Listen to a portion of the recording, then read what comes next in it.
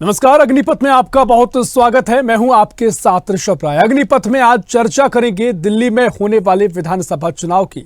चर्चा दिल्ली चुनाव को लेकर आरएसएस की रणनीति की, साथ ही चर्चा ये भी क्या दिल्ली में इस बार भारतीय जनता पार्टी का 27 साल का वनवास खत्म होगा और इस चुनाव में बीजेपी के लिए आरएसएस की क्या भूमिका रहेगी, क्या आरएसएस का प्लान रहेगा। दरअसल नई दिल्ली विधानसभा चुनाव की तैयारियां जोर शोर से चल रही हैं। एक तरफ जहां पूर्व मुख्यमंत्री केजरीवाल ने जेल से आते ही सीएम पद से इस्तीफा देकर मास्टर स्ट्रोक चला था, उसी समय से उनकी आम आदमी पार्टी एड़ी चोटी के जोर के साथ चुनावी तैयारियों में जुटी हुई थी। केजरीवाल ने इस्तीफे के बाद कहा था कि वे घर घर गली गली जाएंगे और लोगों से ईमानदारी का ठप्पा लेकर वापस दिल्ली की सत्ता पर लौटेंगे। उनकी पार्टी इस चुनाव में भारतीय जनता पार्टी से ज्यादा अपने ही सहयोगी कांग्रेस पर बरस रही है। इधर सभी पार्टियां आरोप प्रत्यारोप की राजनीति में उलझी पड़ी हैं, तो उधर राष्ट्रीय स्वयंसेवक संघ यानी आरएसएस हरियाणा और महाराष्ट्र वाला मास्टर स्ट्रोक खेलने की तैयारी में है। हरियाणा महाराष्ट्र का मास्टर स्ट्रोक यानी खबर यह है कि संघ आने वाले चुनाव से पहले दिल्ली में 2 लाख से ज्यादा मीटिंग करने की तैयारी कर रहा है। वहीं 13,000 से ज्यादा बूथों पर डोर टू डोर जाकर वोटर्स को बीजेपी के लिए कन्विंस करने की तैयारी चल रही है। एक बार और सुन लीजिए, क्योंकि आरएसएस का महत्वपूर्ण यह प्लान है, जहां 2 लाख से ज्यादा मीटिंग करने की तैयारी है और 13,000 से ज्यादा बूथों पर डोर टू डोर जाकर वोटर्स को बीजेपी के लिए कन्विंस करने की तैयारी की जा रही है। आरएसएस कुछ वही करने जा रही है जो कि हरियाणा और महाराष्ट्र विधानसभा चुनाव में किया गया था। यानी जो फॉर्मूला महाराष्ट्र में देखने को मिला, जो फॉर्मूला हरियाणा में नजर आया, अब क्या वो फॉर्मूला था। दरअसल हरियाणा विधानसभा चुनाव में हर ओर कांग्रेस की लहर बताई जा रही थी। कांग्रेस का पलड़ा भारी था, कांग्रेस की जीत पक्की मानी जा रही थी। एग्जिट पोल में भी कांग्रेस सभी पार्टियों से आगे चल रही थी, लेकिन परिणाम चौंकाने वाले रहे। सबको चौंकाते हुए बीजेपी ने बहुमत के जादुई आंकड़े को छू लिया और 3 सीट ज्यादा जादुई आंकड़े से बीजेपी के खाते में आई। कुल 48 सीटों पर बीजेपी ने जीत हासिल की, कांग्रेस 37 सीटों पर ही सिमट कर रह गई। दरअसल ग्राउंड स्तर पर यानी जमीनी स्तर पर आरएसएस ने 16,000 से ज्यादा छोटी बड़ी सभाएं की थी। दोनों राज्यों की तरह आरएसएस अब दिल्ली में बीजेपी की 27 साल की वनवास खत्म करने की तैयारी में लगा हुआ है। बता दें कि आखिरी बार वह भी काफी शॉर्ट टर्म के लिए दिल्ली में बीजेपी की सरकार 1998 में आई थी। 2014 में जब दिल्ली के केंद्र की सरकार में मोदी और शाह की जोड़ी के नेतृत्व में कमल खिला था, तब से ऐसा लगने लगा था कि दिल्ली के विधानसभा में बीजेपी की वापसी होगी। हालांकि लोकसभा की सारी 7 सीटों पर कब्जा करने वाली बीजेपी विधानसभा चुनाव हार जाती रही। अब आरएसएस के ग्राउंड पर आने के बाद शायद ये भी वनवास खत्म हो जाए। तो इसी पर हम चर्चा करेंगे, क्या कुछ तैयारी आरएसएस की है, क्या कुछ भारतीय जनता पार्टी की तैयारी है, क्योंकि सियासत भी लगातार गरमाई है। और मेहमान हमारे साथ तमाम जुड़ गए हैं, आपका परिचय उनसे करवा देते हैं। भारतीय जनता पार्टी से प्रवक्ता है डॉक्टर अवधेश उपाध्याय जी। अवधेश जी, बहुत स्वागत है आपका स्वदेश न्यूज में। और कांग्रेस से नेता है मोहम्मद आसिफ साहब, बहुत स्वागत है आपको स्वदेश न्यूज में। आरएसएस विचारक है दिनेश उपाध्याय जी, बहुत स्वागत है आपको स्वदेश न्यूज में। चर्चा की शुरुआत करेंगे दिनेश उपाध्याय जी, पहले मैं आपके पास आऊंगा। जिस तरीके से आरएसएस ने प्लान तैयार किया है और जो चर्चाएं हरियाणा और महाराष्ट्र चुनाव को लेकर रही कि खासकर जो हरियाणा में कांग्रेस की लहर नजर आई थी, लेकिन कहा जाता है कि आरएसएस ने जमीन पर पूरी जमीन तैयार की, लगातार मेहनत की, कई सभाएं की गई, लोगों से बातचीत की गई, कन्विंस किया गया। तो वो फॉर्मूले की चर्चा दिल्ली में होने लगी है, क्योंकि दिल्ली में बहुत लंबा समय हो गया है कि बीजेपी सत्ता में नहीं आई है। 27 साल का वनवास क्या खत्म होने जा रहा है। क्या कुछ आपकी तैयारी, क्या कुछ आप कहेंगे उपाध्याय जी? संघ की दृष्टि से राष्ट्र के अंदर वोट ज्यादा से ज्यादा डलना चाहिए, प्रतिशत में ही घटना चाहिए। इस बात को मानकर हम लोग चलते हैं कि 100% वोट डलना चाहिए, 100% वोट होना चाहिए। जबकि भारत के राज्यों के अंदर कहीं वोट 50%, 60%, 70% तक वोट पहुंचता है। हमारी पहली सोच ये है कि ज्यादातर वोट डले। दूसरी बात ये है, राष्ट्र के लिए अच्छा कार्य करने वाले लोगों को जीत करके विधानसभा में, लोकसभा में, नगर निगमों में जाना चाहिए। जो भी पार्टी राष्ट्र हित में कार्य करती है, जनहित में कार्य करती है, मातृभूमि का कार्य करती है, सनातन का कार्य करती है, सनातन को साथ लेकर के धर्मों का समानता का भाव रखे, ऐसी पार्टी को सत्ता में बने रहने का अधिकार है। तो ये कार्य करने का संघ के अनुवांशिक संगठन भारत के अंदर बहुत ज्यादा संख्या में है और लंबे समय से कर रहे हैं। इलेक्शन मात्र विषय नहीं है, इलेक्शन के अलावा भी हम कार्य करते रहते हैं। सामाजिक समरसता का, सामाजिक सद्भाव का, कुटुंब प्रबोधन का, ये हमारे सारे कार्य राष्ट्र के अंदर चलते रहते हैं। अभी रामचंद्र जी के बारात लेकर के हम लोग नेपाल में गए थे, और अभी वहां से खिचड़ी की यात्रा गोरखा जिला से गोरख काली मंदिर से मकर संक्रांति के दिन आएंगे। अपनी परंपरा जीवित रहे, और उसके लिए मानव निर्माण, व्यक्ति निर्माण, समाज निर्माण और आदर्श संस्कारी परिवार, इस तरह के कार्य संघ के हैं। पॉलिटिकल विषय संघ का कोई है नहीं, ना ही पॉलिटिकल विषय के लिए संघ कार्य करता। ये चीजें मैंने आपको बताई है, यही विषय हमारे हैं, इसी विषय को लेकर के हम लोग कार्य करते हैं। आगे ठीक है, मध्य प्रदेश का चुनाव होता है, हरियाणा का चुनाव होता है, कई चर्चाएं होती हैं कि संघ लगातार सर्वे कर रहा है, संघ के सर्वे के मुताबिक किस तरह की स्थिति बीजेपी की है, और कहीं ना कहीं संघ की मेहनत भी कई बार कही जाती है कि संघ ने जोर लगाया है। इस तरह की चर्चाएं आम हम सुनते हैं।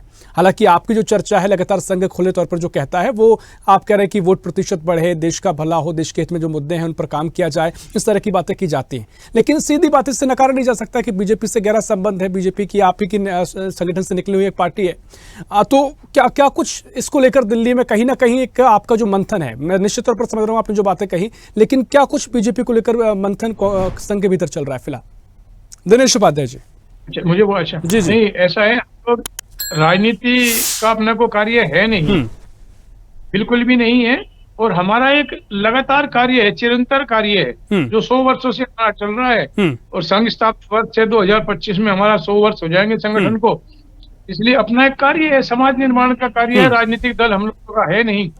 इसलिए राष्ट्र का कार्य करना, मैंने आपको अपनी चर्चा ये मैं बताया ही है, ठीक है, निर्माण, मानव निर्माण, समाज निर्माण और सनातन का भाव रखते हुए सभी धर्मों का सम्मान करना है। देश की तरक्की जो पार्टी कर सकती है उसी को पार्टी को वोट मिलना चाहिए। ठीक है, नहीं बिल्कुल निश्चित तौर पर स्वाभाविक तरीके से ये प्रतिक्रिया संघ की ओर से मिलती है, और मुझे लगता है जी आपकी आवाज कट रही है, अच्छा कर देश को कहां से कहां ले जाकर। ठीक है दिनेश उपाध्याय जी, आपकी आवाज में कोई समस्या आ रही, कोई तकनीकी खामी हो सकती है, आवाज कट रही है, मैं आप पर लौटूंगा, आपने महत्वपूर्ण बातें कही हैं, चर्चा को आगे बढ़ाऊंगा। डॉक्टर अवधेश उपाध्याय जी, आपके पास आ रहा हूं। जिस तरीके से संघ की जो तैयारी देखने को मिल रही है, इससे हरियाणा चुनाव से जोड़कर देखा जा रहा है कि हरियाणा विधानसभा चुनाव में जो स्थिति थी, कांग्रेस का जो परिणाम भारी नजर आ रहा था, एक लहर दिखाई दे रही थी कांग्रेस की, लेकिन नतीजे जो आए चौंकाने वाले रहे। इसका आधार संघ को माना गया, कम से कम चर्चाओं में हमने सुना। मध्य प्रदेश में भी कुछ ऐसी स्थिति रही, एंटी इनकम्बेंसी की बात कही जाती थी, लेकिन कहा जाने लगा कि संघ ने सर्वे किया है, संघ का अपना दावा है, इतनी सीटों के ऊपर सीटें बीजेपी को मिलने जा रही हैं, आंकड़े भी लगभग उसी के आसपास के आए, और तमाम तरीके से अगर इन सबको जोड़ा जा रहा है तो जिस तरीके से उत्तर प्रदेश के लोकसभा चुनाव के परिणाम सामने आए थे, तब मोहन भागवत ने मुखर होकर कहा कि अहंकार ना बढ़े, इस तरह के और भी तमाम आपके संघ के जो तमाम लोग हैं, जो सदस्य हैं, उन्होंने तमाम बातें कही। तो कहीं ना कहीं संघ से जुड़ी हुई बीजेपी रही है, और इस तरह की संघ मेहनत भी करता है, उसके परिणाम भी बीजेपी को मिलते हैं। हालांकि संघ सीधे तौर पर स्वीकार नहीं करता है। क्या कुछ आपको लग रहा है कि 27 साल का वनवास स्वर खत्म होने जा रहा है? अवधेश जी, से विचारक बैठे हैं, दिनेश उपाध्याय जी बहुत अच्छी बात कही। राष्ट्रीय स्वयंसेवक संघ एक देश को समर्पित संगठन, राष्ट्र को समर्पित स्वयंसेवक संघ है ये, और भारतीय जनता पार्टी जैसे 50 ऐसे संगठन है जिसका पैतृक संगठन आरएसएस है, और जो 80 से ज्यादा देशों में कार्यरत है इस समय, अलग अलग कार्य में। आप देखिए, किसानों के लिए अलग कार्य करता है किसान मजदूर किसान संघ है हमारा, मजदूर संघ है। इसी तरह से आपने देखा विद्यार्थियों के लिए सबसे बड़ा संगठन कौन सा है? अखिल भारतीय विद्यार्थी परिषद। इसी तरह से 50 ऐसे संगठन है जिनका पैतृक संगठन राष्ट्रीय स्वयंसेवक संगठन है। और देखिए, जब एक परिवार में कोई पर्व मनाया जाता है, कोई त्योहार मनाया जाता है, कोई फंक्शन होता है, परिवार के सभी लोग मिलकर उसमें भागीदारी करते हैं और उसको अच्छा बनाने की कोशिश करते हैं। तो वही भारतीय जनता पार्टी और आरएसएस का साथ है जो आप बात कर रहे हैं। रही बात चुनाव की, तो देखिए जहां काम होता है, जहां भारतीय जनता पार्टी काम कर रही है, वहां तो चुनाव जीतने की कोई दिक्कत नहीं होती। लेकिन आप देखिए, दिल्ली की बात कीजिए, आप दिल्ली में जो सरकार है इस समय आम आदमी पार्टी की, पिछले 10 साल से है। पिछले 10 साल में इन्होंने इतने इतने बड़े वादे किए थे, 2015 में, 2020 में, उनमें से एक वादा पूरा नहीं कर सके। अभी आप देखिए, झूठी फर्जी योजनाएं ला रहे हैं, ठीक है, योजनाएं लागू नहीं होती हैं, और सरकार कहती है, दिल्ली सरकार के विभाग कहते हैं कि ये फर्जी है, ये भैया अवैध है। हमारे पास तो कोई रिकॉर्ड नहीं है। लेकिन अवधेश उपाध्याय जी, इस तरह के मुद्दे आप लगातार उठाते रहे हैं, और 2014 में जब केंद्र में प्रधानमंत्री के रूप में नरेंद्र मोदी साहब ने आए तब भी एक बड़ी लहर दिखाई दी थी और तब लगता था कि इसके बाद के चुनाव में कम से कम दिल्ली में विधानसभा चुनाव में बीजेपी आ सकती है, लेकिन कुछ नहीं हुआ।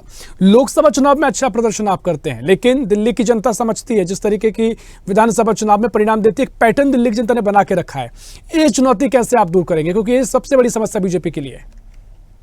प्रदर्शन की बात नहीं है। भारतीय जनता पार्टी का कार्यकर्ता ऋषभ भाई 24 घंटे 12 महीने 7 दिन जमीन पर काम करता। हम किसी पर आरोप नहीं लगाते। अगर भारतीय जनता पार्टी कहीं से हारती है तो आपने कभी सुना है कि ईवीएम पे आरोप लगाया हो या विपक्षी दलों पर आरोप लगाया हो? लेकिन हाँ, यदि विपक्षी दलों की हार होती है तो वो जरूर आरोप लगाते हैं कि बीजेपी ने हमें हरवाया है, ईवीएम हैक कर ली गई। भारतीय जनता पार्टी ऐसी राजनीति नहीं करती, क्योंकि हमें अपने कार्य पर विश्वास है, मैं अपने कार्यकर्ताओं पर विश्वास है जो दिन रात 24 घंटे 12 महीने 7 दिन जमीनी स्तर पर काम करते। ठीक है, लेकिन देखिए तमाम समस्या है। मेरा सवाल यही है कि आप लगातार ये सवाल खड़े करते हैं, तमाम तरीके से आम आदमी पार्टी की सरकार के कार्यकाल पर सवाल आपके होते हैं, लेकिन परिणाम एक होता है कि कोई कंपटीशन नजर आ रहा है, कोई बीच में टक्कर देखने को मिल रही है। दिल्ली के जो पिछले परिणाम रहे हैं 2 चुनाव के 3 चुनाव के, वो एक तरफा आम आदमी पार्टी को विधानसभा चुनाव में जिताते हैं। सवाल यही कि क्या दिल्ली की जनता ने एक पैटर्न बना रखा है कि आपको लोकसभा चुनाव में लाएंगे, सभी सीटों पर आपको लाएंगे, केंद्र में आप ही को वो चाहते हैं, लेकिन विधानसभा चुनाव की बात होती है तो इसको लेकर बीजेपी ने क्या कुछ तैयारियां की? क्योंकि मुझे लगता है जो संघ का लगातार तरीका देखने को मिल रहा है, जो प्लान देखने को मिल रहा है, इससे हरियाणा में उसको फायदा आपको मिला, लेकिन क्या दिल्ली में इतना फायदा पहुंचा पाएगा ये फॉर्मूला, ये पैटर्न? देखिए, जनता आजमाती है। 2014 में केजरीवाल जी को आजमाया है, फिर उन्होंने 2020 में फिर मौका दिया कि हो सकता है भाई जो गलती हो गई वो पूरी कर ली जाए। लेकिन केजरीवाल जी ने 2020 में भी कुछ नहीं किया। मैं आपको कुछ तथ्य बता रहा हूँ। देखिए, 2015 और 2020 का आप आम आदमी पार्टी का मैनिफेस्टो उठा लीजिए, उससे मिलान करिए इसका। इन्होंने ये कहा था, आम आदमी पार्टी ने, केजरीवाल जी ने, कि हम दिल्ली में यदि आए तो हम जन लोकपाल बिल लेकर आएंगे। नहीं आया, ठीक है। इन्होंने कहा था कि दिल्ली को हम 16 सिटी बनाएंगे, 16 सिटी बनाया? नहीं बनाया। इन्होंने आम आदमी पार्टी ने कहा था कि दिल्ली को हम पावर स्टेशन देंगे, पावर स्टेशन दिया? नहीं दिया। और आपको मैं बताऊं, दिल्ली में ये कहते थे केजरीवाल जी कि हर घर में 20,000 लीटर पानी में दूंगा। 20,000 लीटर छोड़िए, 2-2 बूंद के लिए दिल्ली की जनता तड़प गई थी। अभी आपने देखा होगा मई जून में क्या हाल हुआ था पानी। एक वादा जो इन्होंने किया था 2015-2020 में, वो एक वादा पूरा नहीं कर पाए। ठीक है, लेकिन मुझे लगता है इन पर लगातार डिबेट्स भी हुई, चर्चा भी हुई है। खैर, आज हमारे पास कोई आम आदमी पार्टी से मौजूद नहीं है तो इसका वो प्रतिक्रिया बेहतर तरीके से देते हैं। आप लगातार ये मुद्दे उठाते आए हैं, चर्चा को मैं थोड़ा आगे बढ़ाऊंगा। मोहम्मद आसिफ जी, मैं आपके पास आ रहा हूं। संघ का जिस तरीके से हम सब जानते हैं, जो भी लगातार काम करने का तरीका है, जनहित हित में जो काम करने की बात वो कहते हैं, संबंध बीजेपी से है, क्योंकि जब संघ लगातार लोगों के लिए प्रासंगिक रहता है, लोगों से जुड़ता है, तो उसका फायदा बीजेपी को मिलता आता है। अब जिस तरीके से संघ ने फॉर्मूला तैयार किया है कि 2 लाख से ज्यादा दिल्ली में चुनाव के पहले मीटिंग होने जा रही है, 13,000 से ज्यादा बूथों पर डोर टू डोर कैंपेनिंग की जाएगी, लोगों को कन्विंस किया जाएगा। क्या कुछ चुनौती आपके सामने है? और जिस तरीके से चुनौती की बात अगर है, लोकसभा चुनाव में कंधे से कंधा मिलाकर आपने आम आदमी पार्टी के साथ चुनाव लड़ा, नतीजा कुछ भी आपके पक्ष में नहीं आया। हरियाणा की बारी आई, वहां आपका गठबंधन अलग हो गया। तमाम और राज्यों में वो तस्वीर नजर नहीं आती है।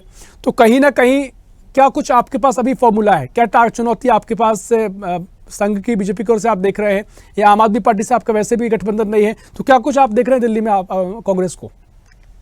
देखिए, कांग्रेस पार्टी जनता के साथ खड़ी है, जनता के मुद्दों पे चुनाव लड़ रही है, जो जनता की जरूरत है उनके साथ खड़ी है। संघ और भारतीय जनता पार्टी दोनों एक ही रूप है दोनों का। संघ के वक्ता बैठ के कहे हमारा पॉलिटिकली कोई लेना देना नहीं है, हर चीज के अंदर भारतीय जनता पार्टी के साथ मिलकर वो चलते हैं और सरकार के कांधे से कांधा मिला चलते हैं। अभी भारतीय जनता पार्टी के प्रवक्ता कह रहे थे हमारा RSS का किसान संघ है, वो किसान संघ है जब 750 किसानों की हत्या हो जाती है, उसके मुंह से किसानों को लेकर एक अल्फाज नहीं निकलता। वही किसान संघ है जब प्रधानमंत्री कहते हैं 2022 तक किसानों की आय दुगनी कर देंगे, वो दुगनी तो होती नहीं, आत्महत्याएं 10 गुना बढ़ जाती है, उसमें संघ चुप हो जाता है। मणिपुर के अंदर जो हालात होते हैं उसके ऊपर भारतीय जनता पार्टी का जो साथी है RSS संघ, वो चुप हो जाता है, मुंह पे दही जम जाती है पूरी संघ के। नहीं बोलते, क्योंकि बोलेंगे तो भारतीय जनता पार्टी उनके मित्रों की, उनके सहयोगी जो उनकी सरकार है उस पर उंगली उठेगी, संघ की तरफ से आवाज नहीं आती ना प्रदर्शन। बिल्कुल आसिफ साहब, बिल्कुल मैं इस पर आऊंगा, लेकिन आम आदमी पार्टी की क्या भूमिका है? उनसे आपका क्या कुछ सीधे तौर पर आप आरोप लगा रहे हैं बीजेपी पर? आम आदमी पार्टी के साथ तो आपने चुनाव लड़ा है, अब क्यों विरोध में कांग्रेस उनके आगे?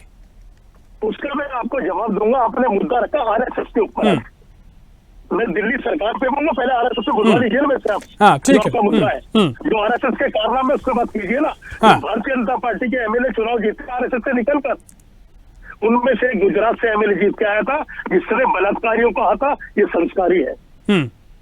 उसके ऊपर किसी भारतीय जनता पार्टी आरएसएस के नेता का बयान नहीं आया कि किस तरीके से कोर्ट द्वारा दी गई उम्र कैद के कैदी को जो साबित हुआ बलात्कार किया है उसको संस्कारी बता रहे।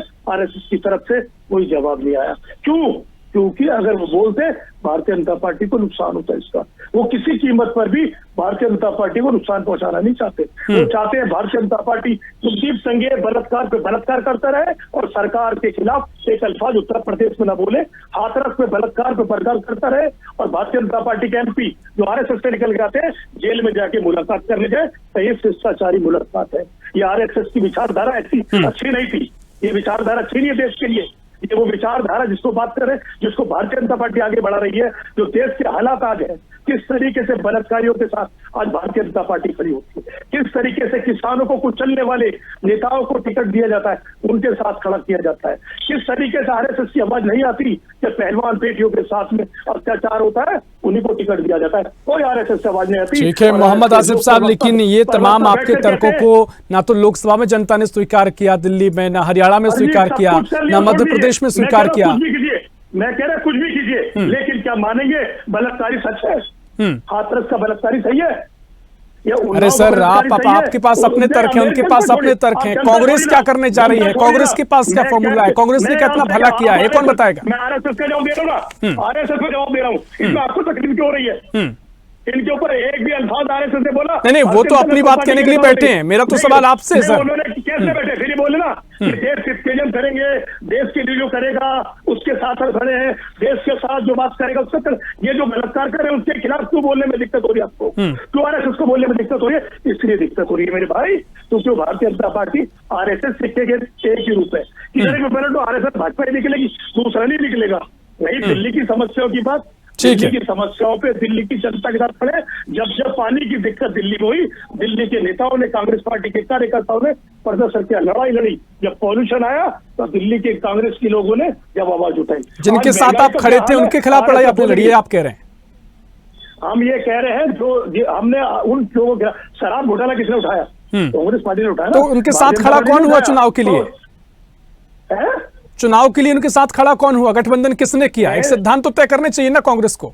देखिए, हमारे कल नेता ने कहा कुछ गलतियां होती है, उसको स्वीकार करने में दिक्कत नहीं है। आरएसएस बोले ना कि जो बलात्कार भारतीय जनता पार्टी के नेताओं ने किए उनसे गलतियों ने माफ कर दिया जाए। आपने दोनों पर आरोप लगाए, एक एक करके मैं चाहूंगा। दिनेश उपाध्याय जी, मैं आपके पास आ रहा हूं। आरएसएस पर भी आरोप है, जो कांग्रेस ने तमाम बातें वो कह रहे हैं बीजेपी है, आरएसएस बीजेपी है। तमाम देश के मुद्दों पर आरएसएस चुप हो जाती है, बीजेपी चुप हो जाती है, बस सियासत की बात होती है तो यहाँ पर आके आते हैं। क्या कुछ आप कहेंगे दिनेश उपाध्याय जी? राजनीतिक दल में कार्य करने वाले मेरे मित्र, भाई और भगिनी हैं, वो राजनीतिक दल के हिसाब से मुद्दे उठाएंगे। लेकिन मैं ये भी कह रहा हूँ, लॉ एंड ऑर्डर मेंटेन होना चाहिए, बिजली पानी मिलना चाहिए, राष्ट्र की रक्षा होनी चाहिए और सुचिता रक्षकता का आधार होना चाहिए। सब पॉलिटिकल मुद्दे हैं। हमारा काम तो सीधा सीधा राष्ट्र सेवा और समाज निर्माण, सामाजिक सद्भाव और आदर्श परिवार और सामाजिक समरसता का कार्य है। लेकिन आज जितने जो कानून अपना काम करेगा जी। अगर आज मैं गलती करूंगा तो कार्रवाई करेगा मेरे खिलाफ। बताइए आसिफ जी, क्या आपत्ति है आपको? मैं आपको जवाब दूंगा। दिल्ली की कानून व्यवस्था आरएसएस के नेता अमित शाह जी उठाते हैं। होम मिनिस्ट्री भी अमित शाह के अंदर है। दिल्ली में नहीं, आरएसएस के लिए बैठे दिनेश उपाध्याय जी। दिनेश उपाध्याय जी कह रहे हैं कानून व्यवस्था बनी रहना चाहिए, देश में सबका भला होना चाहिए, देश हित में चीजें होनी चाहिए। इसमें क्या आपत्ति? उन्होंने कभी अमित शाह जी से कहा किस तरीके से दिल्ली के अंदर सिंडिकेट क्राइम चल रहा है? अरे सर, ठीक है, आप कहते हैं, हम चर्चा करते हैं, लेकिन जिस अनुशासन से चीजें चलती हैं, जो उनका फॉर्मूला है, जो उनकी परंपरा है, वो आरएसएस है। उनका अपना एक चीज से काम करने का तरीका है। बीजेपी है, उसकी गलती बीजेपी स्वीकार करे, उस पर वो काम करे। नहीं, आप नहीं गलत करें आप। आरएसएस बीजेपी आरएसएस, आप गलत कह रहे हैं। बिल्कुल अलग नहीं है। आज मैं वही कह रहा हूँ, होम मिनिस्टर साहब से कहिए, जो दिल्ली की कानून व्यवस्था खराब हो गई, गुंडागर्दी दिल्ली के अंदर खुलेआम पुलिस वालों को दौड़ा दौड़ा के किस तरीके से हमने हत्या होती देखी है दिल्ली के अंदर, ये पहली बार हुआ है। ठीक है, एक छोटा सा सवाल आसिफ जी आपसे, अगर आप आरएसएस बीजेपी को एक देखते हैं तो मैं बस बड़ी विनम्रता से आपसे कहूंगा, आप भी ये कहिए आम आदमी पार्टी कांग्रेस भी एक है, क्योंकि हम गठबंधन में एक साथ आ गए थे, अब हमारे फायदे अलग हो गए तो हम अलग अलग चले गए, क्योंकि अगर जहां सिद्धांत नहीं तो वहां पर तो बातें करी जाएंगी, आरोप आप पर लगेंगे। देखिए, हमने क्या कहा, कुछ गलतियां हमसे उनको स्वीकार कर रहे हैं ना। अब आरएसएस और भारतीय जनता पार्टी की तरह नहीं है बलात्कारियों का समर्थन कर खड़े होंगे, हम अपनी गलती को स्वीकार करेंगे और उन्हीं गलतियों की वजह से आज हम दिल्ली की जनता से जो हमने अन्याय हुआ है उसके खिलाफ हम खड़े हैं, अपनी गलती मानकर। ठीक है, अवधेश उपाध्याय जी, उनसे तो गलती हो गई है, वो स्वीकार कर रहे हैं कि हम गलती से गठबंधन में हो गए थे, अन्याय जनता के साथ आम आदमी पार्टी ने किया, अब हम उस अन्याय के खिलाफ आवाज उठा रहे हैं। अवधेश उपाध्याय, कांग्रेस में कुछ पनौतियां ऐसी हैं जिनको इंडिया अलायंस स्वीकार नहीं कर रहा, ये समझ लीजिए आप, मैं जैसे कह रहा हूं। आप देखिए, लोकसभा में एक साथ चुनाव लड़ते हैं ये, ठीक है, अब जाके अलग हो जाते हैं। उत्तर प्रदेश में आपने देखा समाजवादी पार्टी ने उपचुनाव लड़ा, एक भी सीट इन्हें नहीं दी। हरियाणा में कांग्रेस ने उन्हें नहीं दी। तो ये तो जो भानुमती है कुनवा, आपने सुनी होगी कहावत कि कहीं का ईंट कहीं का रोड़ा, भानुमती ने कुनवा जोड़ा। तो ये भानुमती कुनवा है, ये अपने स्वार्थ के लिए जुड़े हुए हैं। मैं प्रधानमंत्री बनूं, मैं मुख्यमंत्री बनूं, मैं वहां का मंत्री बन जाऊं, मैं वहां का विधायक बन जाऊं, एमपी बन जाऊं, केवल स्वार्थ के लिए। इन्हें देश से कोई मतलब नहीं है। देखिए ना, इनके नेता राहुल गांधी विदेश जाते हैं, देश को तोड़ने की बात करते हैं, आरक्षण को खत्म करने की बात करते हैं। किसके मसीहा है भाई? ये पीडीए बनाया है। पीडीए का मतलब क्या है? पाखंड। भाई पिछलों के साथ इन्होंने क्या किया? पाखंड किया। दलितों के साथ इन्होंने धोखा किया है और अल्पसंख्यकों के साथ इन्होंने अत्याचार किया है। इन्होंने किसी का भला नहीं किया, केवल अपने परिवार का भला किया, परिवार को बढ़ावा दिया, पारिवारिक राजनीति की। और वही पनौतियां कुछ ऐसी हैं कांग्रेस में, उनको इंडिया अलायंस स्वीकार नहीं कर रहा है बिल्कुल। इसीलिए देखना, अभी बात भी चली टीवी पे मैं देख रहा था बड़े चैनल पर, क्या कुछ जो इंडिया अलायंस दल है वो ये चाह रहे हैं कि कांग्रेस पार्टी टूट जाए, अलग हो जाए हमसे। ठीक है, समय कम है, आसिफ जी क्विक रिएक्शन कम शब्दों में। बिल्कुल कम शब्दों में कहूंगा, हम वर्ल्ड कप का फाइनल खेल रहे थे और हिंदुस्तान में हारने के बाद ऐसी चर्चा हुई, एक चुनौती मैच देखने का मैच हार गए, चुनौती की वजह से पूरे हिंदुस्तान में चर्चा हुई। ये बताएं वो चुनौती कौन सी थी जो मैच देखने गई और हिंदुस्तान मैच वर्ल्ड कप हार गया। भारतीय जनता पार्टी की सोच, ये वो चुनौतियां हैं जो एक को बलात्कारी को जेल से बाहर 11 बार लेके आई है, जो बलात्कारियों को समर्थन ठीक है, तमाम चर्चा की जा सकती है, आपके अपने अपने तर्क दोनों के आपके पास है, लेकिन जो दिनेश उपाध्याय जी ने कहा, जो अनुशासनात्मक तरीके से उन्होंने अपनी बात रखी, उन्होंने सीधे तौर पर कहना है कि आप सियासी दल हैं, आप आरोप प्रत्यारोप कीजिए, लेकिन उनका एक फंडा सीधा है कि वो जो काम कर रहे हैं वो करते रहेंगे देश के लिए, अपने उनके अपने तर्क हैं। चर्चा इस पर और भी की जा सकती है, लेकिन समय हमारे पास इतना ही है। बहुत शुक्रिया करना चाहूंगा डॉक्टर अवधेश उपाध्याय जी, बहुत शुक्रिया दिनेश उपाध्याय जी, बहुत शुक्रिया मोहम्मद आसिफ साहब, आपका बहुत शुक्रिया चर्चा में शामिल होने के लिए। तो दिल्ली में विधानसभा चुनाव होना है, आम आदमी पार्टी की लगातार एक बार फिर दावे हैं जीत के। कांग्रेस इस बार फिर दावा कर रही है कि हम एक बार फिर सत्ता में आने की कोशिश करेंगे। भारतीय जनता पार्टी का वनवास क्या खत्म होगा, एक बड़ा सवाल बना हुआ है। आरएसएस इसके लिए मेहनत कर रही है, 2 लाख मीटिंग की जाएगी, 13,000 बूथों पर डोर टू कैंपेन किया जाएगा। क्या परिणाम आएंगे तो समय बताएगा। फिलहाल के लिए खास पेशकश में इतना ही। देश प्रदेश की और भी खबरों के लिए देखते रहिए स्वदेश न्यूज, सबसे पहले देश। ऐसी ही खबरों के लिए हमें लाइक करें, शेयर करें, फॉलो करें और यूट्यूब पर सब्सक्राइब करें और बेल आइकन दबाना ना भूलें। साथ ही ताजा अपडेट्स के लिए हमारी वेबसाइट स्वदेशलाइव.com पर जरूर जाएं।